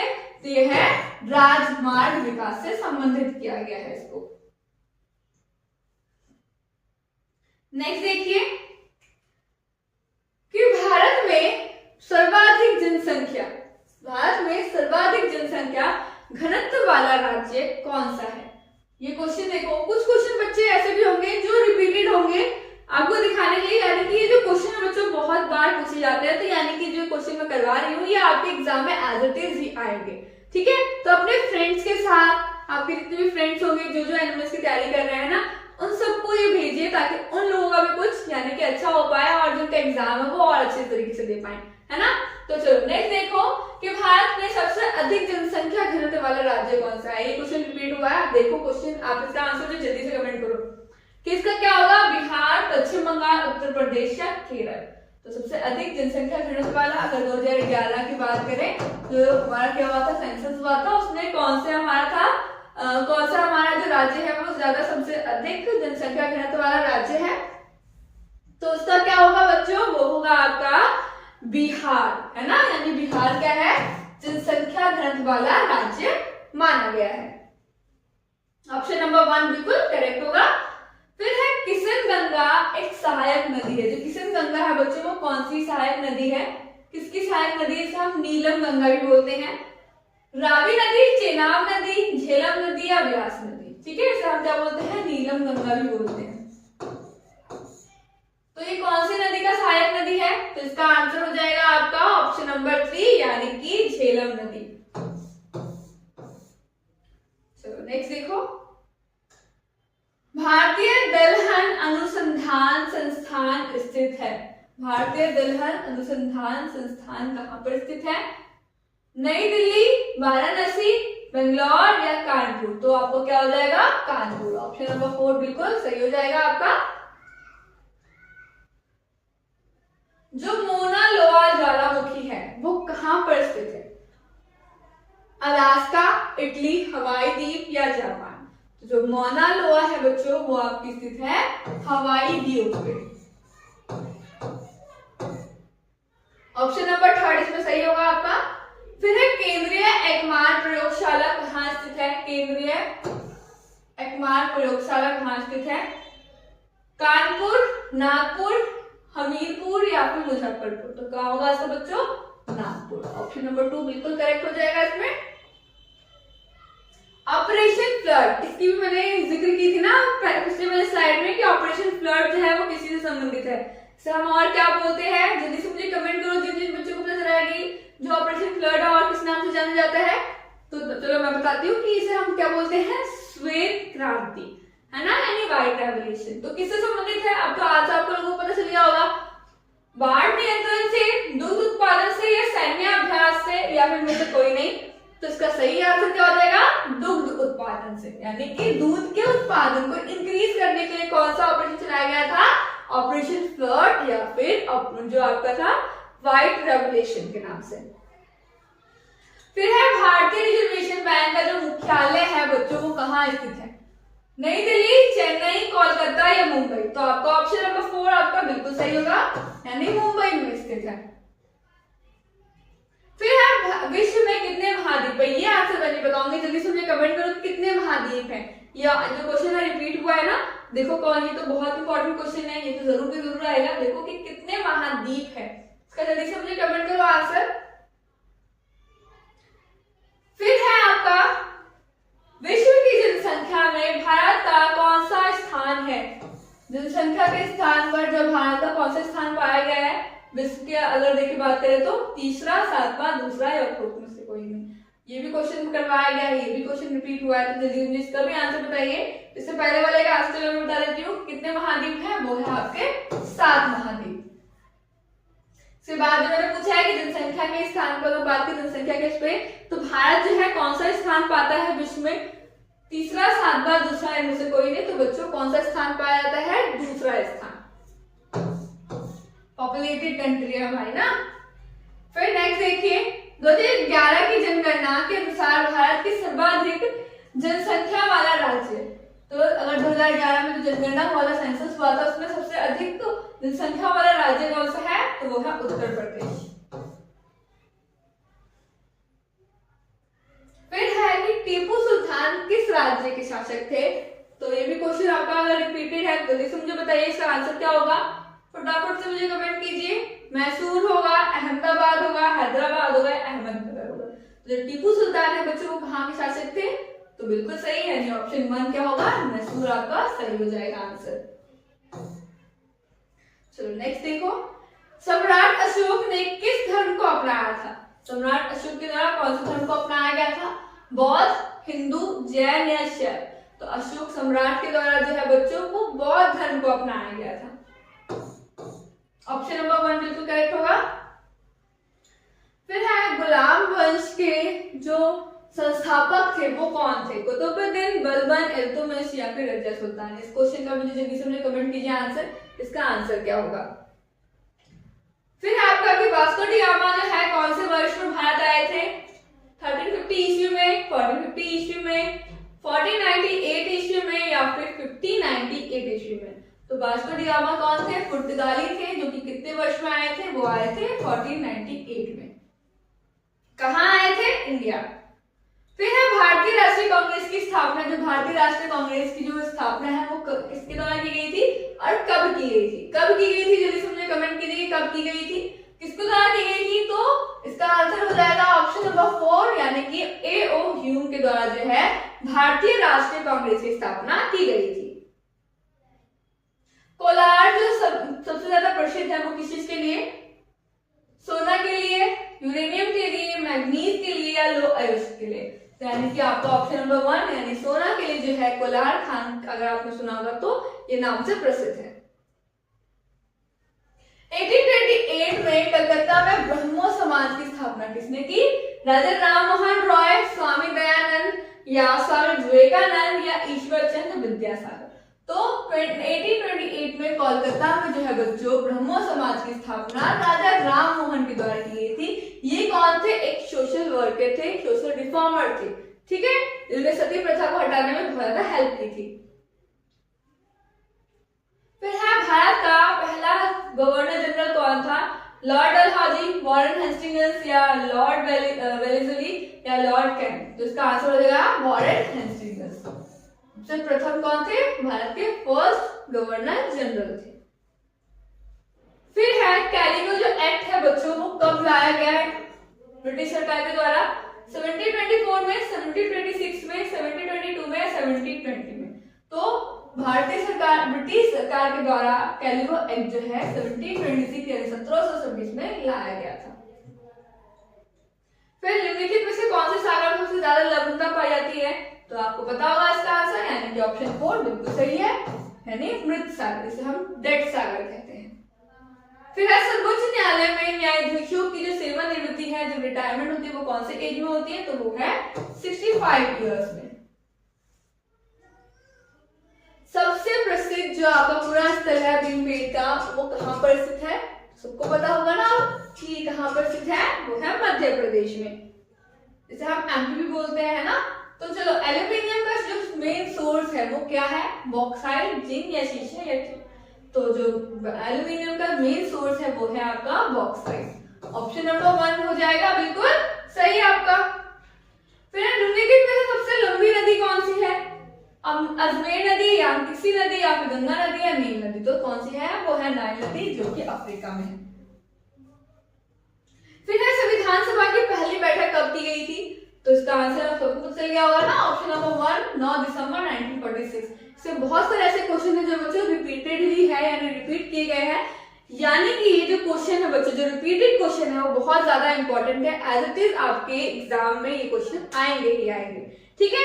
इसको जो है लर्न करके रखना है कि कब जो है क्या हुआ था। फिर है भारतीय संविधान के निर्माता कौन थे? जिसे हम कहा जाता है, किनको कहा जाता है फादर ऑफ कॉन्स्टिट्यूशन? वो है डॉक्टर भीमराव अंबेडकर, यानी ऑप्शन नंबर 1 जो है आपका कहाँ है? बिल्कुल सही हो जाएगा इसमें। फिर है प्राचीनतम स्मृति यानी कि सबसे पुरानी स्मृति कौन सी है? तो पता चल गया है ना आपको कि कौन सा है इसमें? तो इसका ऑप्शन नंबर 2 यानी मनुस्मृति आपका करेक्ट आंसर हो जाएगा। ऐसा कौन सा है जिसमें से प्राकृतिक आपदा नहीं है? ठीक है, तो इसमें क्या होगा? रेल दुर्घटना। जो प्राकृतिक आपदा होगा बच्चों वो तो नेचुरल से रिलेटेड, नेचर से रिलेटेड होगा। जो प्राकृतिक आपदा नहीं है वो क्या होगा? ह्यूमन मेड होगा, और जो नेचर से रिलेटेड नहीं होगा। तो इसमें कौन सा हो जाएगा? ऑप्शन नंबर 2 रेल दुर्घटना। फिर है कुछ आपको स्टेटमेंट दी गई, एक क्वेश्चन दिया है, उस क्वेश्चन को पढ़ के फिर क्या करना है? आपको स्टेटमेंट को पढ़ना है, देन बताना है कि कौन सा स्टेटमेंट सही है या गलत है। तो आपका क्या क्वेश्चन है? धरती एक सही गोलाकार ना होकर क्या है? एक चपटी है, ठीक है। चपटी अंडाकार आकृति की है। क्यों है ऐसी? तो आप स्टेटमेंट देखो, धरती की घूर्णन गति और वेग ध्रुवों से भूमध्य रेखा पर जाते जाते बढ़ता है, या भूमध्य रेखा सूर्य से अधिक गुरुत्वाकर्षण शक्ति का अनुभव करती है, इस वजह से है, या भूमध्य रेखा पर सूर्य के प्रकाश की तीव्रता बजाय ज्यादा होती है। तो ऑप्शन नंबर 1 यानी कि जो आपका स्टेटमेंट 1 है वो सही है, या स्टेटमेंट 1 और 2 दोनों सही है, या ऑप्शन नंबर 3 सही है, या आपका तीनों सही है। तो बच्चों इसका सही आंसर क्या होगा? ऑप्शन नंबर 3 यानी कि जो आपका स्टेटमेंट 3 बोला गया है ये क्या है? मेन कारण है किसका? पृथ्वी का एक सही गोलाकार ना होकर के क्या है? एक चपटी हुई आपका अंडाकार आकृति का है, यानी ऑप्शन नंबर 3 आपका क्या हो जाएगा? बिल्कुल सही हो जाएगा। निम्नलिखित में से कौन सा जो है इसे हम क्या बोलते हैं? बगीचों का शहर बोलते हैं। तो आपको आंसर इसमें क्या देना है? इसमें देना है आंसर 1 यानी बेंगलोर। फिर है सहारा। सहारा जो है वो किस चीज से संबंधित है? नदी से, रेगिस्तान से, घाटी से या पहाड़ से। तो जो सहारा शब्द है बच्चों वो आपका किससे संबंधित है? रेगिस्तान से संबंधित है। फिर है 2 राज्यों की संयुक्त राजधानी है, दिल्ली, चंडीगढ़, जम्मू या फिर बेंगलोर। तो आपकी 2 राज्यों की जो संयुक्त राजधानी है वो है चंडीगढ़। कौन कौन सी है जल्दी से मुझे कमेंट करो, कौन सी 2 राज्यों की जो राजधानी है वो चंडीगढ़ है? उसका आंसर मुझे आप दीजिए। फिर अंतरराष्ट्रीय जो न्यायालय है वो कहाँ स्थित है? वो है आपकी हेग, यानी ऑप्शन नंबर 1 आपका करेक्ट होगा इसमें। फिर जो स्थायी बंदोबस्त है बच्चों वो कब लागू की गई थी? 1857 में, 1757 में, 1793 में, 1784 में। तो जो स्थायी बंदोबस्त है वो टैक्स के लिए बनाया गया, जो ब्रिटिश ईस्ट इंडिया कंपनी और जो वहां के नवाब थे उन दोनों के बीच जो है टैक्स लेने की एक स्थायी बंदोबस्त बनाई गई थी। इस बंदोबस्त को कब लागू किया गया था? ब्रिटिश ईस्ट इंडिया कंपनी के द्वारा 1784 में। फिर है भारत कितना प्रतिशत आयात और निर्यात समुद्र के द्वारा की जाती है? 70%, 90%, 85% या 97%। तो 90% जो है जो आयात और निर्यात यानी एक्सपोर्ट और इंपोर्ट की जाती है वो समुद्री मार्ग से की जाती है। फिर है भारत का पहला हरा हवाई अड्डा जो क्षेत्र है, जो सार्वजनिक और निजी दोनों के सहयोग से बनाया गया है वो कहां पर है? चंडीगढ़ है, दिल्ली, कोचिंग या मछलीपट्टनम। तो हरा हवाई अड्डा जो है बच्चों किसे कहा जाता है? कोचिंग। तो आपका ऑप्शन नंबर 3 आपका बिल्कुल करेक्ट हो जाएगा। फिर है जो मिट्टी का निर्माण होता है उसकी बनावट, ठीक है, उनकी जो रंग होती है वो किस चीज पर निर्धारित होती है? किस चीज पर निर्भर होती है? वनस्पति और जीव पर, या सूक्ष्म जीव पर, या जनक शैल पर, या फिर जल पर। तो जो मिट्टी की बनावट होती है बच्चों, जो उनके रंग होती है और जो बनावट होती है वो आपको किस चीज पर निर्भर होती है? वो होती है जनक शैल पर, यानी ऑप्शन नंबर 3 आपका सही होगा। वही क्वेश्चन है ये, तो फिर आप इसका आंसर तो कर ही देंगे ना कि देखिए इसका आंसर क्या होगा कि निम्नलिखित में से कौन सा बगीचों का शहर है? तो बेंगलोर, मैसूर, उदयपुर या जयपुर। जल्दी से मुझे इसका आंसर दीजिए। फिर है लोकसभा और राज्यसभा में संयुक्त बैठक की अध्यक्षता कौन करता है? जब लोअर जो हाउस है और जो अपर हाउस है, जब दोनों की बैठक होती है, संयुक्त बैठक होती है, साथ में बैठते हैं, तो उनकी अध्यक्षता कौन करता है? राष्ट्रपति, उपराष्ट्रपति, लोकसभा अध्यक्ष या प्रधानमंत्री। तो कौन करेगा बच्चों? तो लोकसभा अध्यक्ष जो है इन दोनों की क्या करेगा? अध्यक्षता करेगा। जो मानवाधिकार है वो कब बनाया गया? 15 दिसंबर। कब बनाया जाता है? सेलिब्रेट कब किया जाता है? ये पूछा गया है। 1 फरवरी, 10 जून, 10 दिसंबर। तो जो मानवाधिकार जो दिवस है बच्चों वो सेलिब्रेट होता है आपका 10 दिसंबर, यानी 10 दिसंबर को जो है हम क्या सेलिब्रेट करते हैं? मानव के अधिकार के दिवस के रूप में से सेलिब्रेट किया जाता है। अब मेरी जो गलत है यानी जो मैचअप नहीं है उसे हमें हटाना है। FAO, यूनेस्को, WHO या सार्क। तो बच्चों ये जो तीनों एजेंसी है वो क्या है?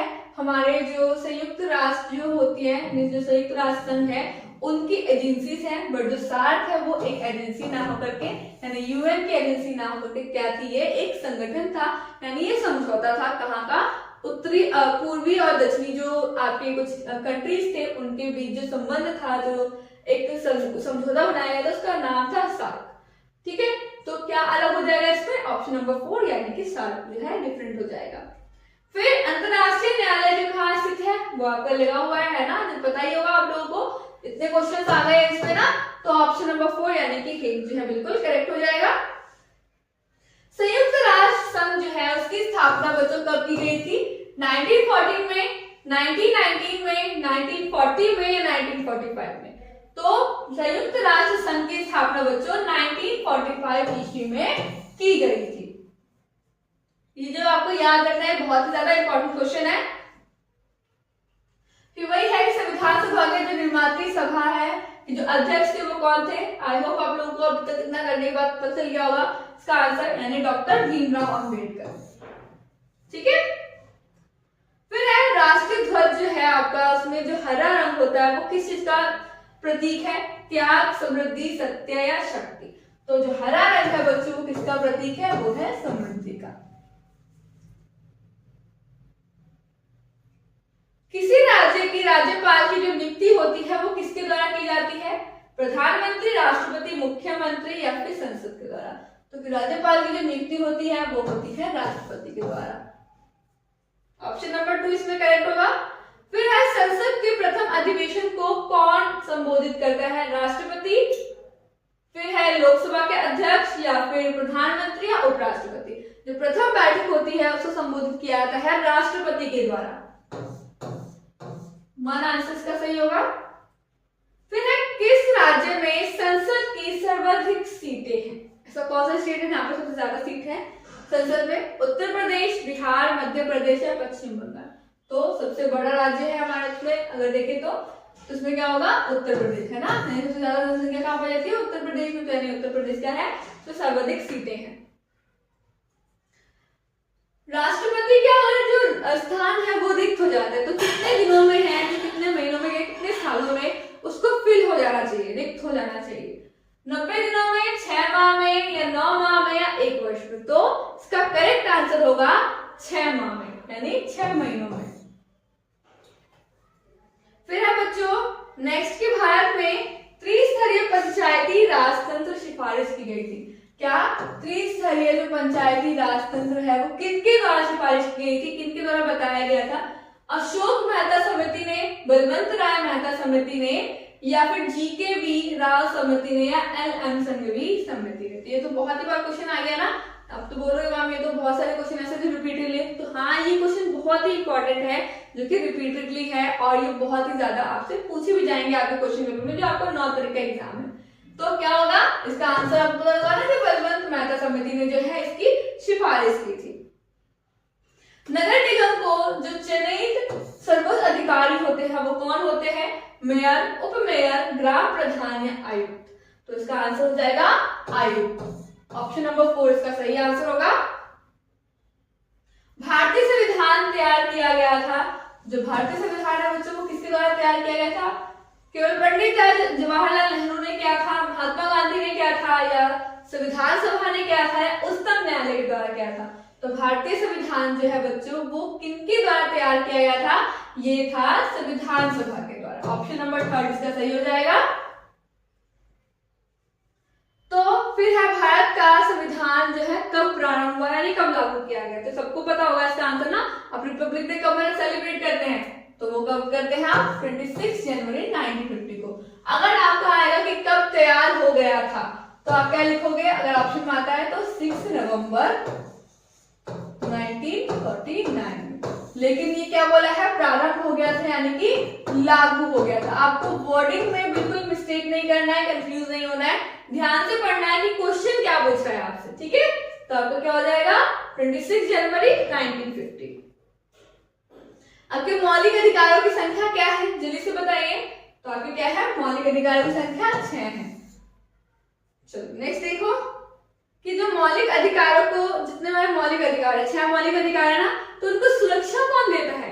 अगर एक भी अगर अधिकारों का वायलेंस होता है किसी के द्वारा, गवर्नमेंट के द्वारा या आप मान लो या किसी स्टेट के द्वारा, तो हमें सुरक्षा कौन देगा? हमें इस पर न्याय कौन देगा? तो इसका ऑप्शन है राष्ट्रपति, प्रधानमंत्री, लोकसभा या उच्चतम न्यायालय। तो किसके द्वारा हम सुरक्षित रहते हैं हमारे अधिकारों को लेकर? तो वो है आपके उच्चतम न्यायालय। ऑप्शन नंबर 4 आपका सही हो जाएगा इसमें। विधानसभा की सदस्यता की योग्यता होती है। अगर विधानसभा में अगर आपको जाना है, मेंबर बनना है, तो उसकी क्या योग्यता होती है? उसे स्नातक होना चाहिए, यानी उसकी ग्रेजुएशन होनी चाहिए, उसे भारत का नागरिक होना चाहिए, ठीक है, या फिर केवल भारत का नागरिक हो, या किसी एक या फिर जिस स्टेट का वो बनना चाहता है, सदस्य बनना चाहता है विधानसभा का, उस स्टेट का वो निवासी होना चाहिए या उसे एक सामाजिक कार्यकर्ता होना चाहिए। तो इन सब में बच्चों क्या होना चाहिए, क्या मेन है, तो उसका है भारत का वो क्या होना चाहिए, एक नागरिक होना चाहिए। डजंट मैटर वो किसी भी स्टेट का, ठीक है, लेकिन वो क्या हो, भारत का नागरिक तो होगा एटलीस्ट। फिर उत्तर प्रदेश का उच्च न्यायालय कहाँ स्थित है, तो कानपुर में, आगरा में, इलाहाबाद में या मेरठ में। तो बच्चों इसका आंसर होगा थर्ड, यानी कि इलाहाबाद में जो है उत्तर प्रदेश का उच्च न्यायालय स्थित है। फिर है उच्च न्यायालय के न्यायाधीशों की नियुक्ति कौन करता है। ऑप्शन है भारत के राष्ट्रपति करते हैं, उच्चतम न्यायालय के मुख्य न्यायाधीश करते हैं, संबंधित राज्य के उच्च न्यायालय का न्यायाधीश करता है, या फिर कानून और न्याय मंत्रालय करते हैं। तो आपसे पूछा गया है ना कि जो उच्च न्यायालय के जो न्यायाधीश है बच्चों, उनकी नियुक्ति कौन करता है, तो उसका होगा भारत का राष्ट्रपति, ठीक है, क्योंकि जो हमारी जुडिशरी है वो क्या है, स्वतंत्र है। कितने वर्ष के लोग जो है वोट देने का अधिकार रखते हैं, 18 वर्ष के, 21 वर्ष के, 25 वर्ष के, 28 वर्ष के। तो अडल्ट जो है, यानी कि जो लोग 18 वर्ष के ऊपर के होते हैं, जो 18 वर्ष के होते हैं, इन लोगों को जो है वोटिंग का राइट दिया गया है। तो ऑप्शन नंबर 1 हो जाएगा, यानी 18 वर्ष। फिर है भारत, स्वतंत्र भारत के प्रथम जो आपके शिक्षा मंत्री थे, एजुकेशन मिनिस्टर थे, वो कौन थे। सरदार वल्लभ भाई पटेल, अब्दुल कलाम आजाद, डॉक्टर भीमराव अंबेडकर या जगजीवन राम। तो बच्चों जो प्रथम जो आपके शिक्षा मंत्री थे स्वतंत्र भारत के, वो थे अब्दुल कलाम आजाद। तो आपका ऑप्शन नंबर 2 बिल्कुल करेक्ट हो जाएगा। फिर वर्तमान में से मौलिक अधिकारों की संख्या कितनी है, तो ऑब्वियसली बात आप लोगों को पता चल गया होगा, जल्दी से मुझे इसका आंसर दे दीजिए। फिर है जो वंदे मातरम जो आपके राष्ट्रीय गीत है, उनकी रचना किसके द्वारा की गई। रविंद्रनाथ टैगोर, बंकिम चंद्र चटर्जी, भगत सिंह, गोपाल कृष्ण गोखले। तो जो वंदे मातरम है, जो हमारा राष्ट्रीय गीत है, उसकी रचना जो है बच्चों बंकिम चंद्र चटर्जी के द्वारा किया गया था। कौन सी भाषा को संविधान के 8वीं अनुसूची के अंदर नहीं रखा गया है। उर्दू, नेपाली, कोंकणी या भोजपुरी। तो बच्चों भारतीय संविधान में 8वीं अनुसूची में जो है कितने भाषाओं को स्थान दिया है, ये चीज भी आपको पता होना चाहिए। कितने भाषाओं को, 22 भाषाओं को, 22 लैंग्वेज को। बट कौन सी लैंग्वेज को नहीं रखा है इनमें से, तो वो है भोजपुरी। ऑप्शन नंबर 4 इसका करेक्ट होगा। भारत के किस राज्य में प्रथम महिला मुख्यमंत्री नियुक्त हुई। भारत का ऐसा कौन सा स्टेट है जहां से पहले महिला मुख्यमंत्री बनी। उत्तर प्रदेश, बिहार, गुजरात या असम। तो इसका आंसर हो जाएगा उत्तर प्रदेश। फिर है भारत के किस राज्य में पंचायती राज व्यवस्था सबसे पहले स्टार्ट की गई थी, सबसे पहले लागू की गई थी। गुजरात, राजस्थान, जम्मू कश्मीर या बिहार। तो पंचायती राज व्यवस्था जो है बच्चों सबसे पहले कहाँ लागू की गई थी, वो है राजस्थान में। ऑप्शन नंबर 4 जो ऑप्शन नंबर 2 है वो बिल्कुल सही हो जाएगा इसमें। फिर है भारत का उप प्रधानमंत्री कौन था, प्रथम पूछा गया है। सरदार वल्लभ भाई पटेल, मोरारजी देसाई या फिर चौधरी देवीलाल या लाल कृष्ण आडवाणी। तो प्रथम उप प्रधानमंत्री भारत के थे बच्चों सरदार वल्लभ भाई पटेल।